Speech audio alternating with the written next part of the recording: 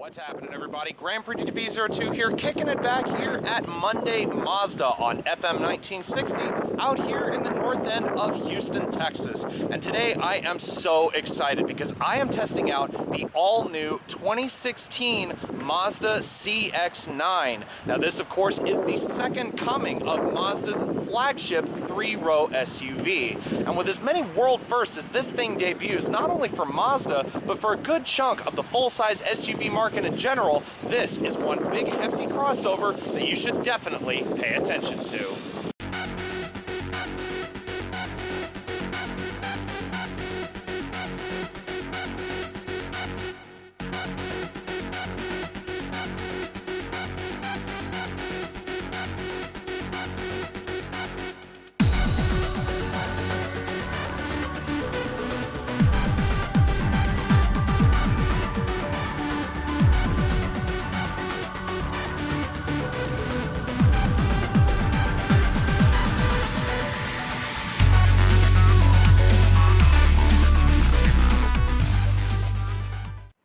Alrighty guys, so here we go, the all-new 2016 Mazda CX-9. Now, like I said in the beginning, this thing debuts so many different headlines for many portions of the automotive industry in general, particularly pertaining to the three-row SUV category. And the one that is definitely at the forefront of it all is that this is the first ever turbocharged application of Mazda's Skyactiv engine family. So of course the Skyactiv engine family first coming about in 2012 to 13, first debuting on the Mazda 3 and then on the CX-5.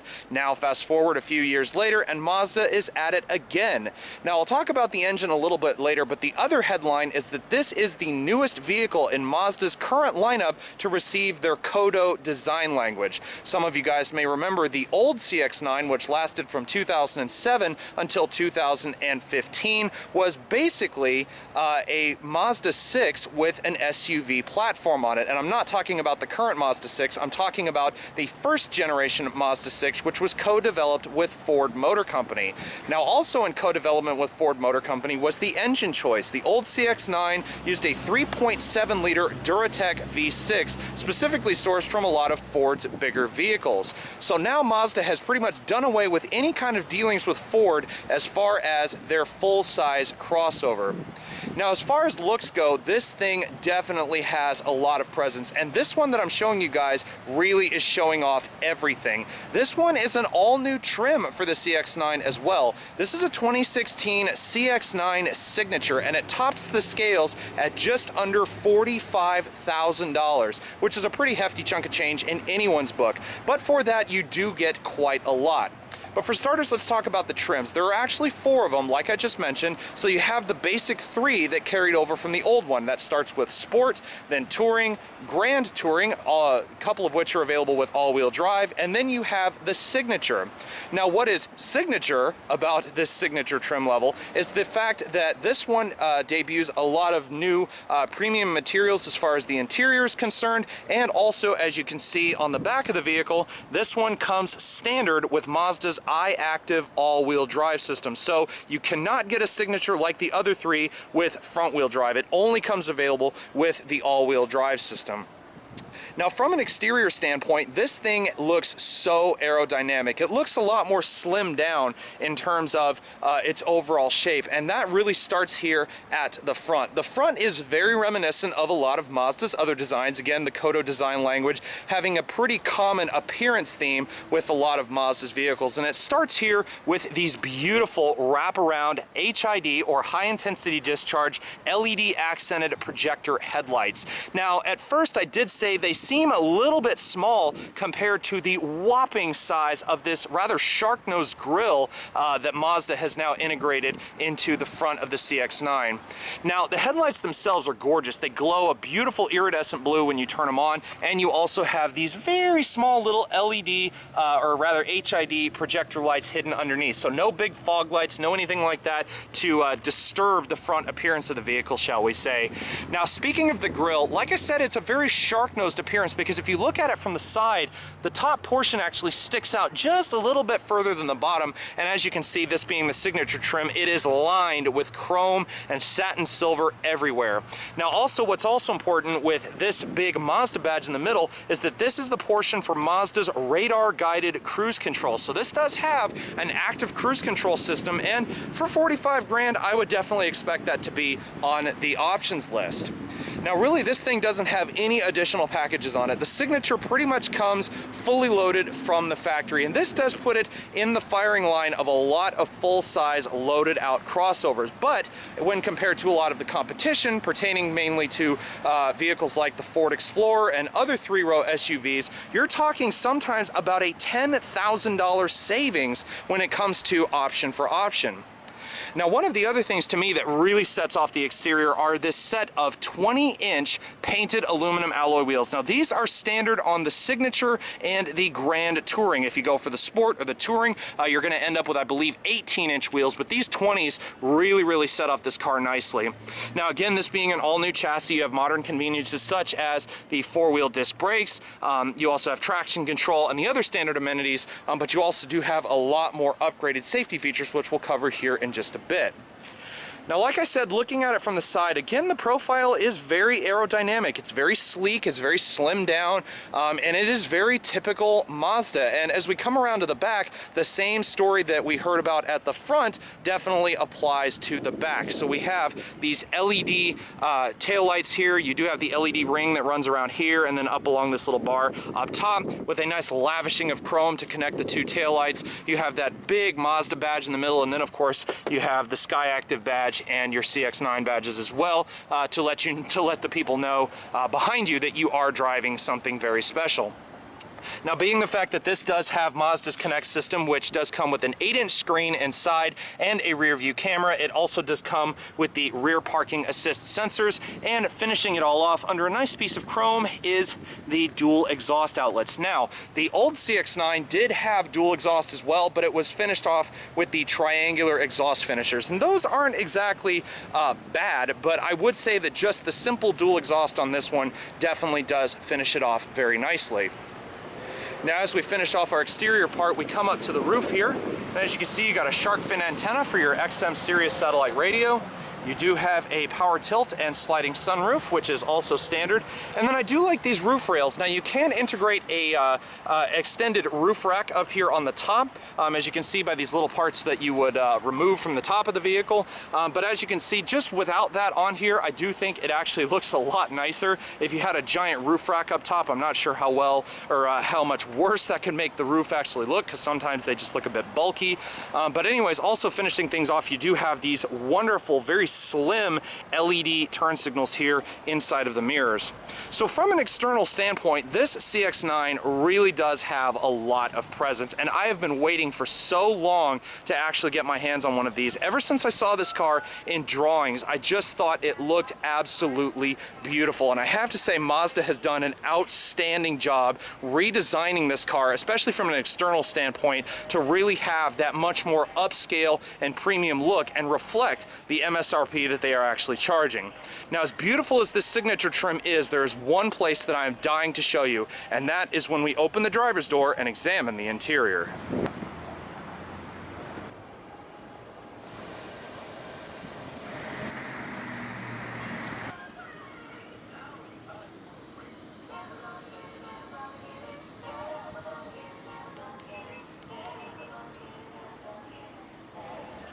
Now, even though the exterior of this signature CX-9 is absolutely beautiful in its own right, Mazda's craftsmen have been just as hard, if not even harder, at work on the interior. So, for starters, this car does have the advanced keyless access system, so you have Mazda's pretty signature little key fob across their lineup. It's about the size of a pack of gum, so it's nice and pocket-sized. You do have the signature function, so lock, unlock. This one has a power tailgate and also your panic function and your retractable key blade hidden inside the back of the fob.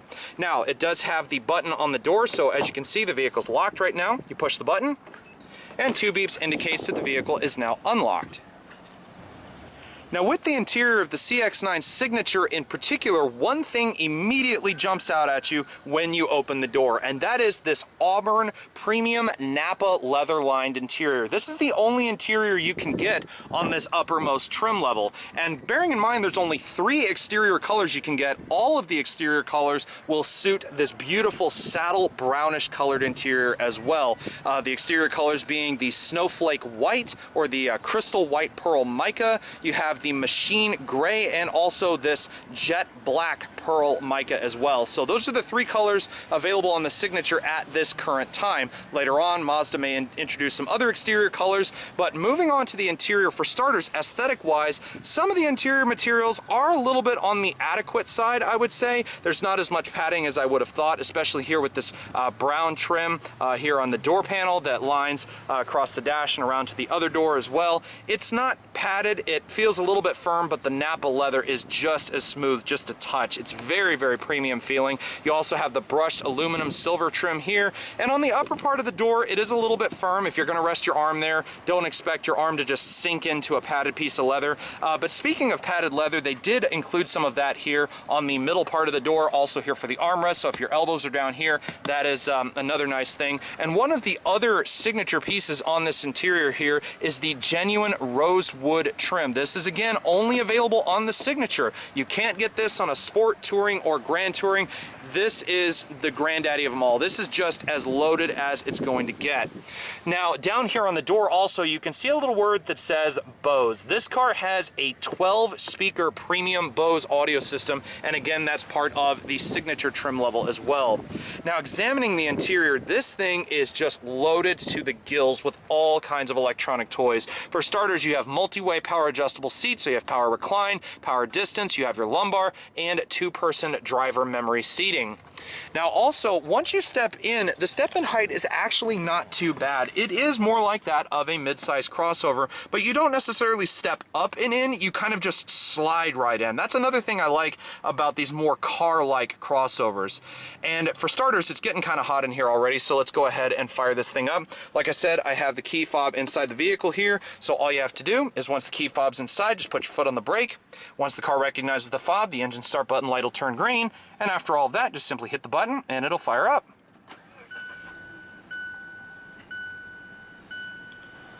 Now, sitting down in the cockpit of this all-new CX-9, there are 2 things that immediately jump out to me. Well, actually 3, but 2 kind of tie into each other. And the first thing is how well screwed together this interior actually feels. The dash, again, it's accented in that premium Auburn Napa leather across the middle part here. It's not as padded as you might think. It does feel a little on the rubbery side as far as actually how much give it has. But when you actually feel the grain of the leather itself, it feels so smooth and a lot more higher price and a lot more higher quality than a lot of people may have assumed from the very beginning. You also have the brushed aluminum or satin silver trim here across the dash as well.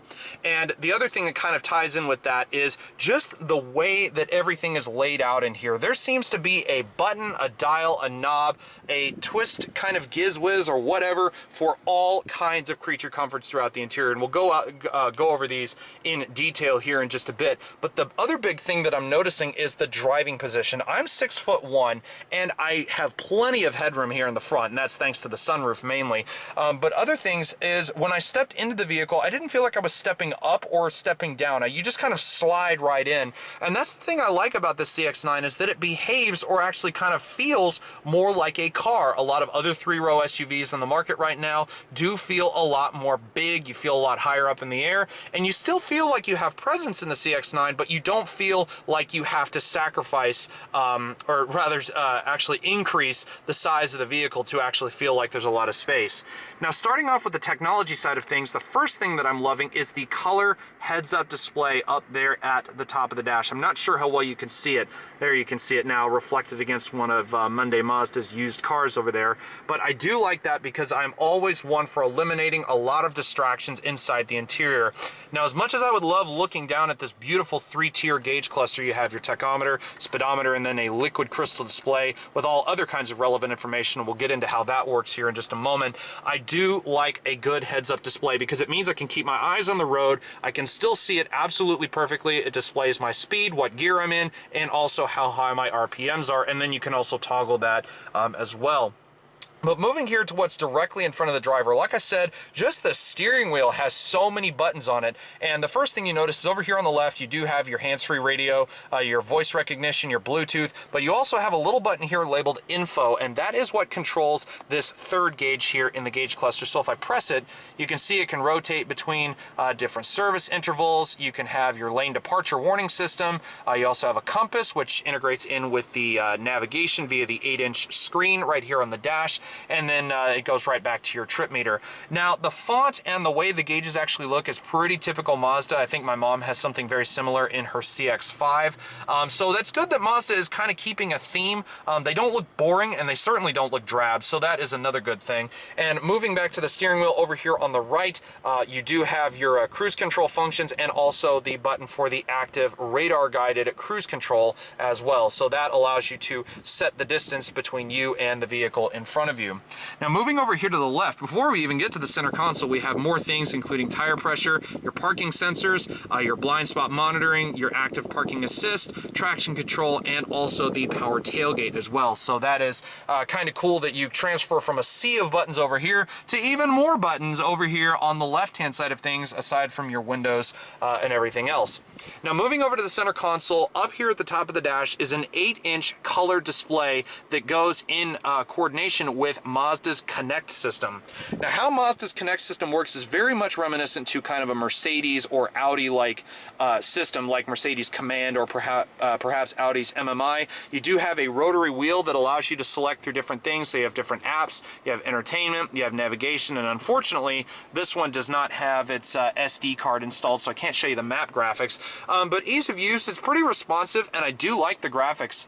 They are very, very nice. They do almost look three-dimensional almost. They kind of look like they jump out at you a little bit. So that is nice that Mazda gives you that. You also have a button that takes you directly to the nav, but again, the home button is just what brings you to this screen right here. You also have your radio functions and sound functions as well, a back button, and then of course the button that controls the volume and the power to the 12 speaker Bose premium audio system. And when you turn it on, it's actually not too bad.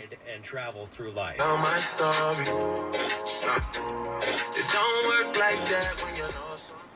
So as you can hear, the Bose audio system definitely has a lot of quality to it. It does even have a pretty substantial amount of bass, even though the bass isn't turned all the way up at the moment. And another thing I like about this display is even though we're on just a standard FM radio station, it does give you the name of the song, the artist, and also the album that this particular song we were just listening to actually comes from. So you don't really even need SoundHound or anything like that if you're listening to an AM or perhaps even an FM radio station and a song comes on and you want to know what it is. This car automatically can tell you already, and that's also thanks to the internet radio functions as well. Now, as far as the responsiveness of everything, again, the wheel does control the whole thing. You can go to a different tune mode, and it offers up this kind of old school radio tuner kind of thing. I do like that as well. But overall, again, ease of use is pretty darn good, so I do like that about this 8-inch screen with Mazda's Connect system. Now, like I said, it does also have a reverse backup camera, so if we put the car in reverse, again, that activates the reverse parking sensor, which includes this little piece up here, this little icon, and also you do have the guidance lines as well. No trajectory, so when I'm turning the wheel, the guidance lines do not move, so that is a little bit disappointing. I would have expected a little bit more out of the Mazda system, but you do have some arrows, so you keep pushing on it, and you can also eliminate that little icon there as well. You scroll over to the down arrow, and that also allows you to adjust the contrast and things of the camera system as well. So that's kind of nice that Mazda gives you that. But anyways, put it back in park, camera goes away just like that. And moving on down to the center console, for starters, this thing has the newly calibrated 6-speed electronically controlled automatic transmission. That's the only transmission available for the CX-9. Doesn't matter what trim level you get. It all just depends on whether or not it has all-wheel drive. Now, it does not have paddle shifters, even though it does have the manual shift mode, so you can click it up and down to select the gears manually. I personally would love to see how that feels with this new turbo engine with as much power as it actually has, and we'll get into that here in a little more detail here in just a minute. But in front of the shifter, we do also have the dual zone automatic climate controls. Pretty simple to understand. I wish it was kind of in a more convenient place because you kind of have to reach around the shifter to get it. But you do have the dual zone or the dual temperature controls on either side, fan speed, air conditioning introduction, rear controls. This is a tri-zone system, so you have dual in the front. You also have a separate set of controls here in the back seat at least, front and rear defroster, and different climate zones as well. So really, again, the only thing I wish is that it was in a more convenient place. You also have 3-stage heated seats up top as well. And moving down here to next to the shifter, this car also does have a nice little drive mode select. So as you start flipping through it, you can actually engage sport mode. So that's the little icon up there on the dash. You simply pull it back and it goes away. So you can actually introduce a little bit of driving fun even in a 3-row SUV. But with the turbocharged engine, I mean, who wouldn't dare try just a little bit? Moving down again, we've got the control station. We also do have an electronic parking brake. So just keep your foot on the brake and pull up to set. And as long as your foot's on the brake, you can push forward, and it will automatically release. Now, moving along the center console here, you do have more of the padded auburn leather and more of this genuine rosewood burlwood trim running around the center console here. Just everything that I'm getting with the interior of the CX-9 just screams quality. It is just so nice and screwed together. The wood doesn't feel like plastic. It doesn't feel cheap at all. Everything feels very, very nice.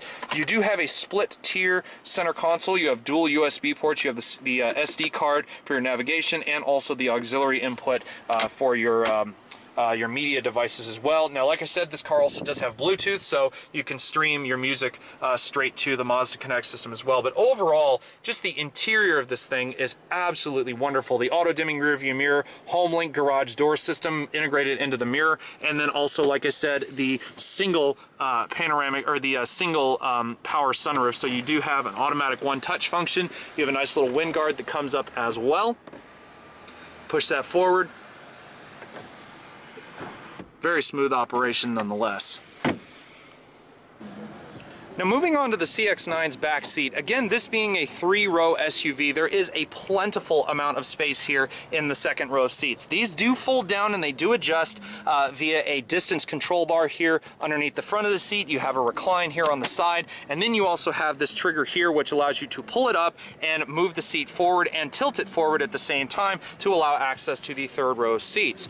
Now, aesthetic-wise, it's pretty much the same as the front. You kind of have a little bit more of a plasticky feel here to the upper part of the door. Still the same auburn colored Napa material here on the upper part of the door, and a little bit firmer leather than in the front. It feels a little bit harder than I felt it in the front of the vehicle, but again, the padded door card is also the same thing. You also do have removable sunshades that pop up out of the sides here, so they are manually operated, and they just hook right into the top of the door frame as well. Now, stepping in, keep in mind, I'm 6'1", so I am a pretty tall person, or of a much taller stature, and I've got at least a hand's width of space between my knee and the back of the seat. Now, you don't have to worry about the back of the seats being lined in any kind of cheap plastic. They are the same Napa leather as the front of the seating surface, and you do actually have an interesting thing in this case. You have 4 mat pockets, so you have 2 on the passenger side, 2 on the driver's side. Now, here in the center console as well, it does have the rear air conditioning controls, as I mentioned before. You have the dual zone up front with the third of the tri-zone system here in the back. So you do have the fan speeds, you have the off button, climate zones, automatic climate controls, and temperature controls as well. Now, as far as gaining access into the third row seats, like I said, you have the different ways of reclining the seat and so on, but the simple method is you just pull up on the tab and you can push the seat forward. And as you can see, we have the rear seats down to allow for maximum cargo space, but you can flip those up with a flip of that trigger right there. It will decrease your cargo room just a little bit, but I think that shouldn't matter when you're actually carrying people. Now, getting access for rear storage in the CX-9 begins with opening the standard power tailgate on this particular signature trim. And once you finally open the rear tailgate, you actually have 3 different space configurations that you can have, either with the third row seats in place, with the second row seats in place, or with everything folded all the way down. With the third row of seats in place, you're looking at 14.4 cubic feet of cargo volume. Now that's on par with most of today's sports cars. With the third row of seats down, that extends to 38.2 cubic feet of space. And finally, the whopping size comes when you fold down the 60-40 split fold rear set of seats. Now when you fold those down, it extends to 71.2 cubic feet of cargo space. So that's kind of on par with a lot of today's three-row crossovers and SUVs, but still you cannot deny that is a heck of a lot of space. But being the fact that, like most families who buy these, you will be carrying people at least in the second row of seats, so that's more than likely only going to be about 40 cubic feet of space that you'll have in the back, assuming you're carrying other people.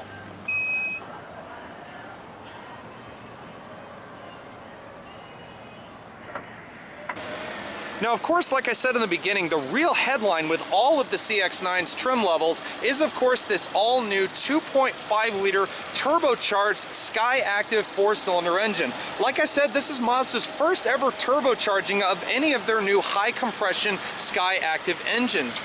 Now, what they've done to accommodate for the turbocharger, aside from the usual suspects such as double overhead cams, 16 valves, their advanced direct fuel injection system, and their variable valve timing, is they've lowered the compression ratio from 13:1 to 10.5:1 to accommodate for Mazda's world-first dynamic pressure turbocharger.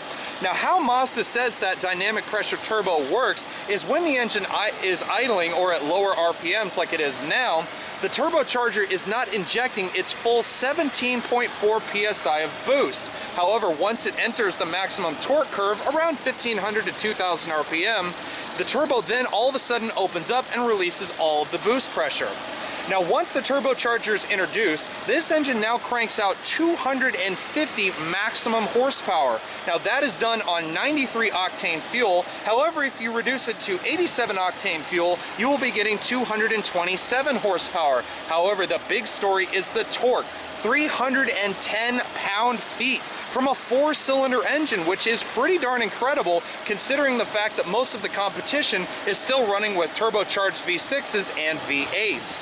Now, in the all-wheel drive signature application that we have here, you're getting 21 miles per gallon in the city and 27 miles per gallon on the interstate highway. Now, if you go for a lower trim level with the front-wheel drive application, you'll be getting 22 in the city, 28 on the highway. So overall, still pretty impressive fuel economy for a full-size 3-row crossover, and definitely a lot of major headlines with this turbocharged Skyactiv power. Now, of course, there'd be no point in talking about this SUV without talking about the safety aspect of things, because chances are, being a 3-row SUV, you're going to be introducing a lot of people into the interior.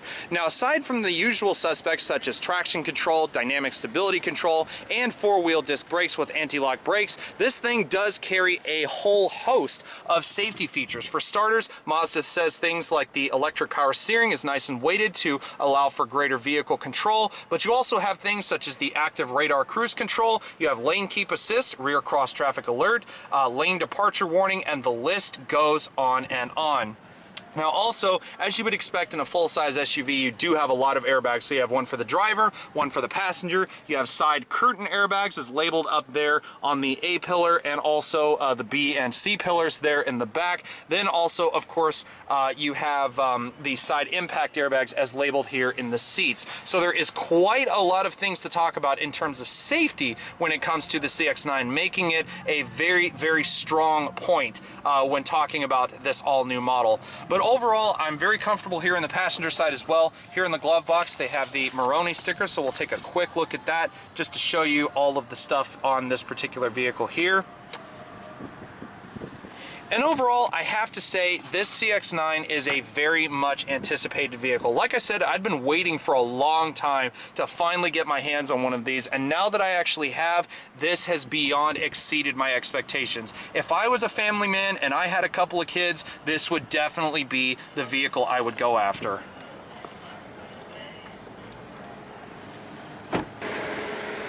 And unfortunately, on that note, ladies and gentlemen, our time here with the all-new 2016 Mazda CX-9 has now unfortunately come to a close. I do hope you guys have enjoyed this review as much as I have had fun making it for you guys. Now, if you like what you see, do feel free to like, subscribe, and or comment. And in the end, a huge thanks goes out to Munday Mazda for providing this vehicle for us. And if you guys want to check out any of their inventory, feel free to check out the link in the description box below. But again, from out here in the north end of Houston, Texas, this is Grand Prix GTP 02 signing out until next time.